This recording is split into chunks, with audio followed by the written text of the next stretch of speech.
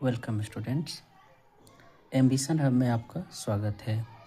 इस वीडियो में आज हम कंपटीशन के लिए RS अग्रवाल का मैथ सॉल्व करेंगे, जिसमें हमने एवरेज चैप्टर को लिया है। और पिछले वीडियो में हमने इसी एवरेज चैप्टर से इसमें से क्वेश्चन नंबर 1 से लेकर के 5 तक के प्रॉब्लम को सॉल्व किया था। और आज हम इसी से आगे क्वेश्चन नंबर 6 को सॉल्व करेंगे। तो आइए हम शुरू करते हैं क्वेश्चन नंबर 6 को। इससे पहले आपने अभी तक हमारे चैनल को सब्सक्राइब नहीं किया है तो कृपया चैनल को सब्सक्राइब ज़रूर कर लें। आइए शुरू करते हैं। हमारे पास क्वेश्चन नंबर 6 ये दिया हुआ है, 1 स्क्वायर 2 स्क्वायर 3 4 5 6 7 तक का स्क्वायर दिया हुआ है और इसका हमें औसत निकालना है। ठीक है, तो औसत निकालने के लिए हमारे पास फार्मूला क्या है? जब n तक की संख्याओं के वर्गों का औसत पूछे, n तक की संख्याओं के, n कहने का मतलब जहाँ तक संख्या दिया गया है वहाँ तक का, उसके वर्गों का औसत पूछे तो औसत का फार्मूला हो जाता है, औसत बराबर हो जाएगा n इंटू एन प्लस 1 और फिर 2n प्लस 1 बाई 6।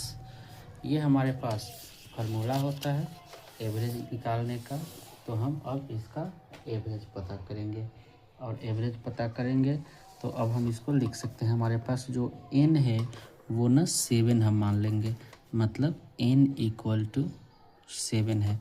अब इसी फार्मूले पर हम वैल्यू पुट कर देंगे, 7 प्लस 1 और 2 इंटू 7 प्लस 1 बाई 6। तो क्या हो जाएगा 7 इंटू, अब हम इसको ना 7 और 1 कितना हो जाएगा, ये हो जाएगा 8। तो 8 और गुना, अब हम क्या करेंगे, पहले मल्टीप्लाई, तो 7 दूना 14 और 1 15/6 हो जाएगा। 4 दूना 8, 3 दूना 6 और 3 पचे 15, 5 के 20। अब 20 को 7 से गुना करेंगे तो 140। ये हो गया क्वेश्चन नंबर 6 का आंसर।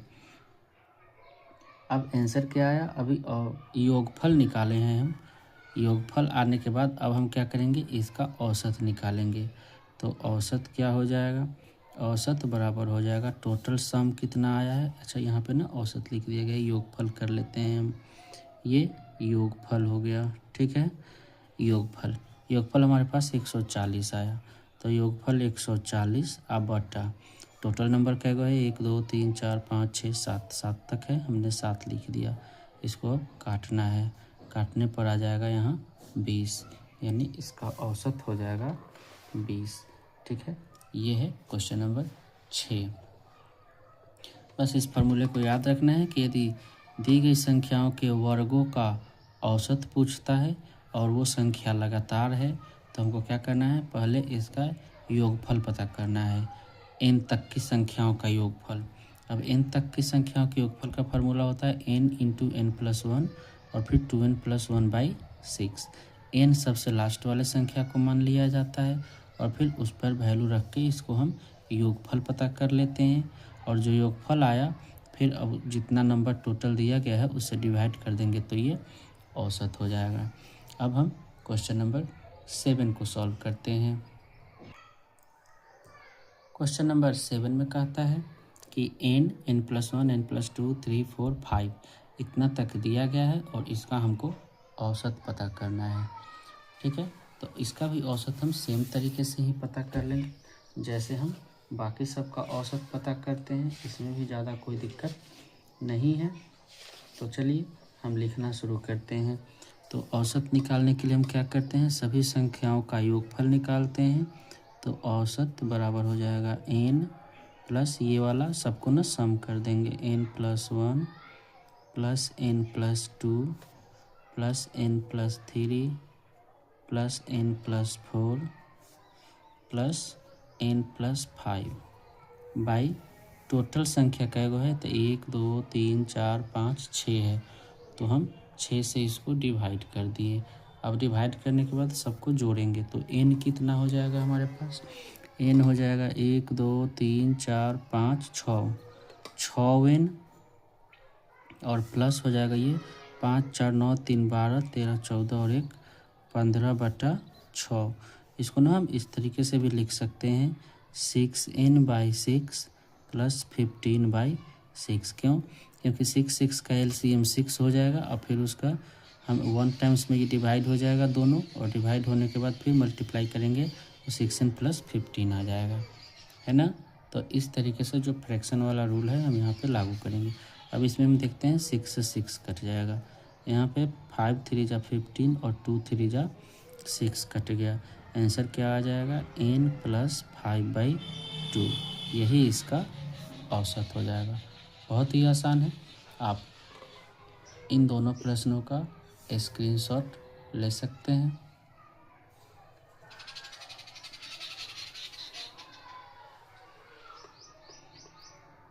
और अब हम क्वेश्चन नंबर 8 को सॉल्व करते हैं।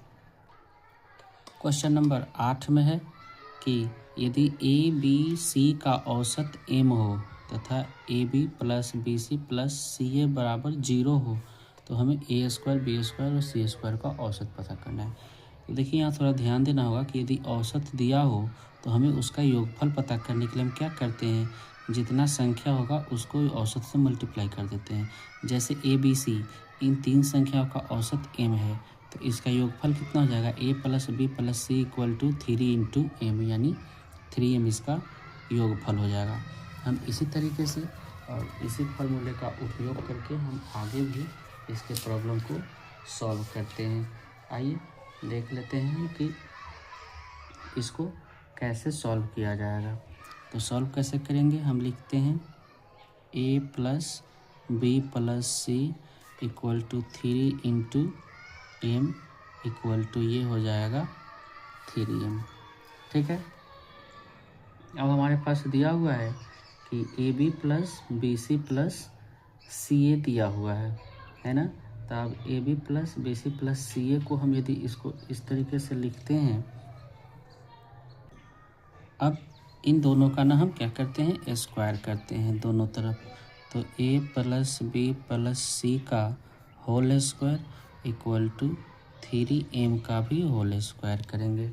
अब जब इसका होल स्क्वायर करेंगे तो ये क्या हो जाएगा, A + B + C का होल स्क्वायर = हो जाएगा 9m का होल स्क्वायर। अब इसको आगे हम सॉल्व करेंगे। अब यदि इसका फार्मूला देखें हम A + B + C का होल स्क्वायर, तो ये हो जाएगा क्या, A² + B² + C² प्लस हो जाएगा 2, और उसके बाद AB + BC + CA, और CA के बाद ये हो जाएगा हमारे पास 9m का होल स्क्वायर इक्वल में। हम इसके बदले इतना लिखेंगे और फिर ये जैसा है हम उस तरीके से लिख सकते हैं।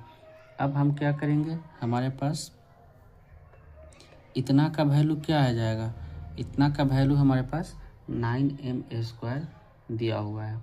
तो हम इसको लिख सकते हैं कि A² + B² + C² = 9m²। अब जब 9m² है तो अब हम इसको इस तरीके से लिख सकते हैं। हमारे पास दिया हुआ है AB + BC + CA = 0 दिया हुआ है, तो उस हिसाब से हम यहाँ पे कर सकते हैं कि A² + B² + C² / 3 = 3m का स्क्वायर, क्योंकि हम 3 से इसको मल्टीप्लाई करेंगे तो 9 हो जाएगा इस तरीके से। और हमसे A² B² C² का पूछ रहा है कि इसका औसत क्या हो जाएगा। तो हमारे पास अब हो जाएगा, ये योगफल आया तो फिर A² B² और C² = हो जाएगा 3m का स्क्वायर। ये हो गया क्वेश्चन नंबर 8। ठीक है, अब आप इसका भी स्क्रीनशॉट ले सकते हैं और आगे बढ़ते हैं हम क्वेश्चन नंबर 9 के लिए।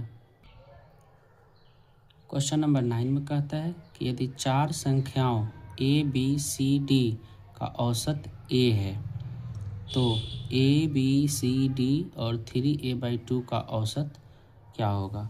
चलिए निकालते हैं हम। सबसे पहले हम ए बी सी डी का योगफल पता कर लेते हैं कि इसका योगफल कितना दिया हुआ है। क्वेश्चन नंबर 9, तो A plus B plus C plus D का योगफल कितना हो जाएगा। योगफल हो जाएगा 4 गुना ए बराबर ये हो जाएगा 4a।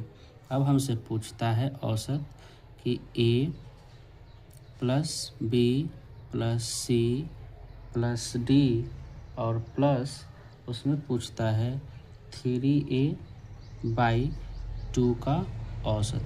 तो हमको ये total A B C D इतना के बदले हमको 4a आया है ना। तो हम इसको चाहिए ना कैपिटल लेटर में 4a, इतना के बदले हम 4a लिख देंगे और प्लस अब कितना है ये 3a/2 इतना। अब बटा एवरेज कितना हो जाएगा, ये तो 4 संख्याओं का योगफल और प्लस 1 ये कितना हो जाएगा 5 संख्याओं का योगफल। इसके नीचे 1 आ जाएगा। अब इसका हम एलसीएम लेंगे, तो एलसीएम लेंगे तो 2 और ये हो जाएगा 8a प्लस 3a/2 और बाई ये हो जाएगा 5। मतलब क्या हो जाएगा, अब 8 और 3 11a/2 और बट्टा में 5, इसके नीचे 1 हो जाएगा।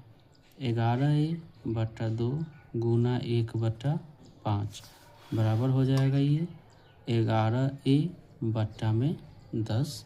इसका आंसर हो जाएगा क्वेश्चन नंबर 9 का। आप स्क्रीनशॉट लेते चलें जैसे जैसे क्वेश्चन आगे बन रहा है। अब हम क्वेश्चन नंबर 10 को सॉल्व करते हैं कि क्वेश्चन नंबर 10 में क्या कह रहा है।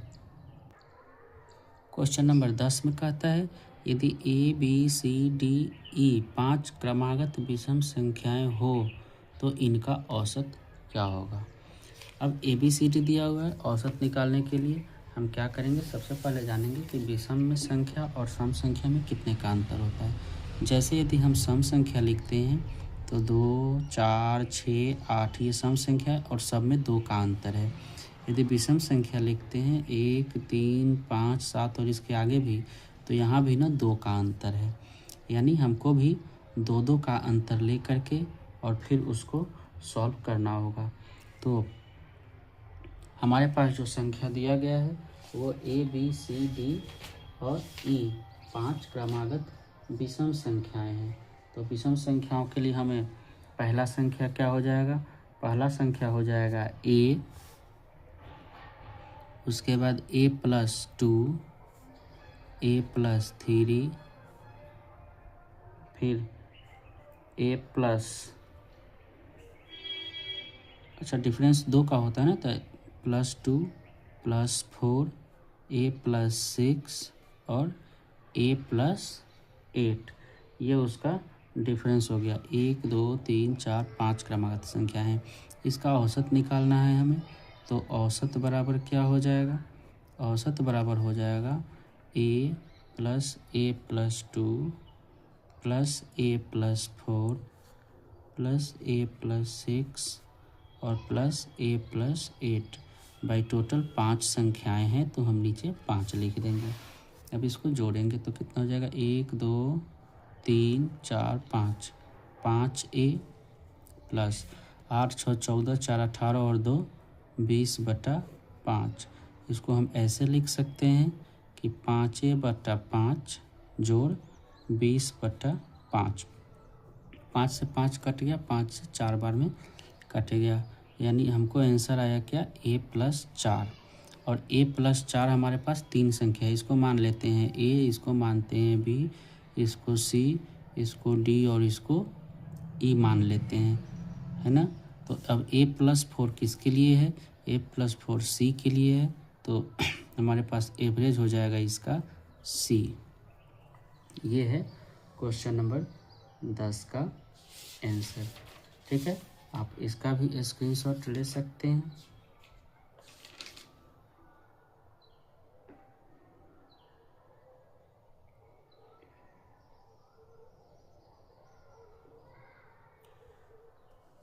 ठीक है, तो उम्मीद करता हूँ कि वीडियो आप लोगों को पसंद आया होगा, और यदि वीडियो पसंद आए तो आपसे रिक्वेस्ट है कि चैनल को लाइक, शेयर और सब्सक्राइब ज़रूर करें। साथ ही कमेंट में भी लिखें, किसी भी प्रश्न के यदि उत्तर आपसे नहीं बन पाता है तो आप कमेंट सेक्शन में कमेंट ज़रूर करें, उसका उत्तर दिया जाएगा। धन्यवाद।